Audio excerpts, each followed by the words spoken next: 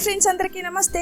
Welcome back to Shariya's kitchen. ఈ రోజు మన తెలుగు వారందరికీ ఎంతో ఇష్టమైన కందిపొడిని హెల్దీ నెయ్యి ఇడ్లీ కాంబినేషన్ తో మీ ముందుకు తీసుకొచ్చేసాను. ఇది కేవలం కందిపొడే కాదండి, హాస్టల్లో ఉండేవారికి, బ్యాచిలర్స్ కి, ఇంకా విదేశాల్లో ఉండేవారికి కూడా అమ్మ చేతి కమ్మదనాన్ని మిస్ అవ్వకుండా చేసే వారం లాంటిది. వేడి వేడి అన్నం ఇంకా ఇడ్లీలో కాస్త నెయ్యి తగిలించి ఈ కందిపొడితో మొత్తం లాగించేయచ్చు. చాలా సింపుల్ గా ఈ కందిపొడిని పక్కా కొలతలతో ఎలా చేయాలో చూసే ముందు మన షారియాస్ కిచెన్ లైక్ చేసి, షేర్ చేసి, సబ్స్క్రైబ్ చేసేయండి.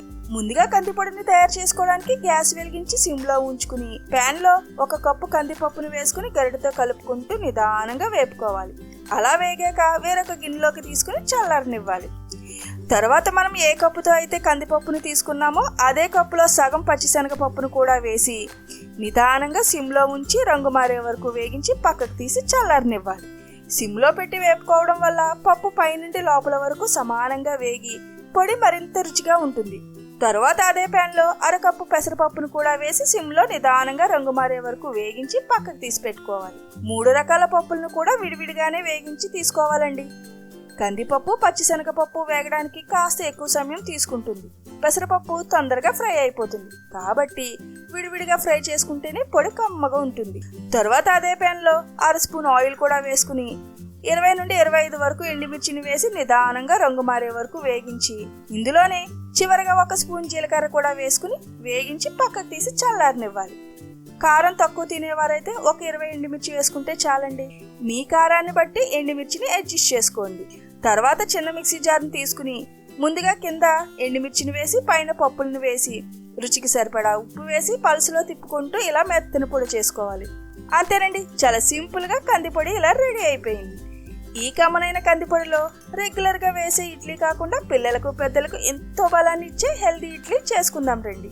ముందుగా ఇడ్లీ పిండిలో తురుముకున్న 1 క్యారెట్ని వేసి 2 లేక 3 స్పూన్ల ప్రోటీన్ పౌడర్ని, తగినంత ఉప్పు వేసి అన్ని కలిసేలాగా బాగా కలుపుకోవాలి.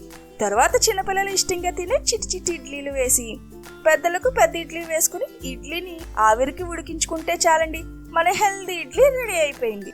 ఇలా ఇడ్లీలో, దోశల్లో క్యారెట్ ఇంకా ప్రోటీన్ పౌడర్ని కలుపుకోవడం వల్ల మనకు రోజు అందవలసిన పోషకాలు, శక్తి అందడంతో పాటు పిల్లలు క్యారెట్ని బోర్గా ఫీల్ అవ్వకుండా ఇష్టంగా తింటారు.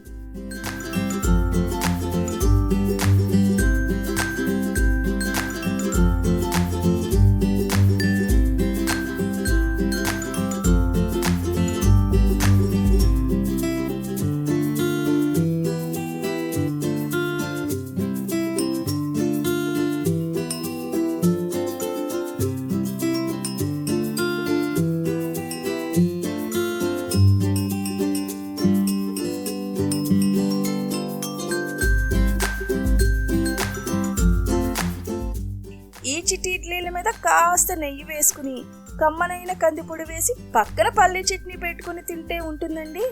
ఆ రుచికి ఎవరైనా ఫిదా అవ్వాల్సిందే.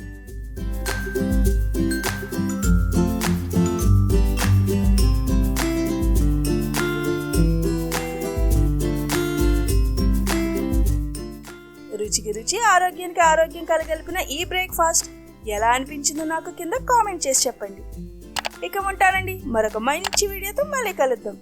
మరెన్నో మంచి వీడియోస్ కోసం మన షారియాస్ కిచెన్ లైక్ చేసి, షేర్ చేసి, సబ్స్క్రైబ్ చేసేయండి.